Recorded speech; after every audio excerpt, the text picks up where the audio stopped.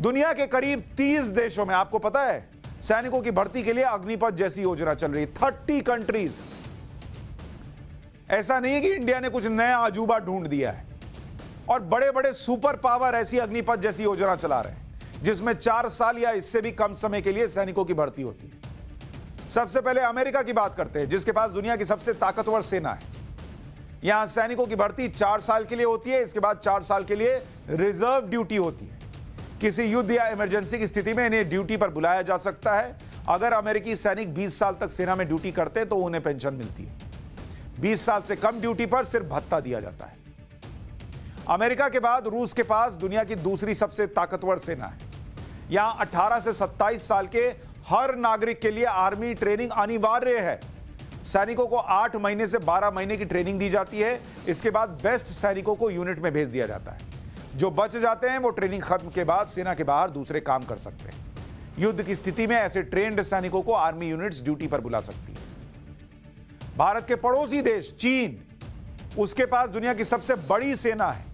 चीन ने 2035 तक सेना के मॉडर्नाइजेशन का लक्ष्य रखा है, जिसकी वजह से पिछले कुछ सालों में चीन ने सैनिकों की भर्ती से ज्यादा मॉडर्नाइजेशन पर काम किया।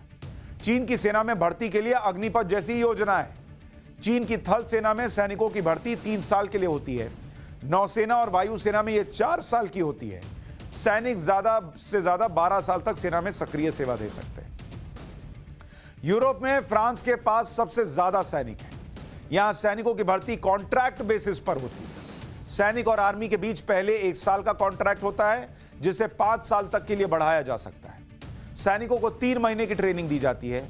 फ्रांस की आर्मी में कम से कम 19 साल सेवा देने वाले को ही पेंशन मिलती है। इजराइल एक और पावरफुल कंट्री, वहां आर्मी को दुनिया की सबसे स्मार्ट मिलिट्री यूनिट माना जाता है।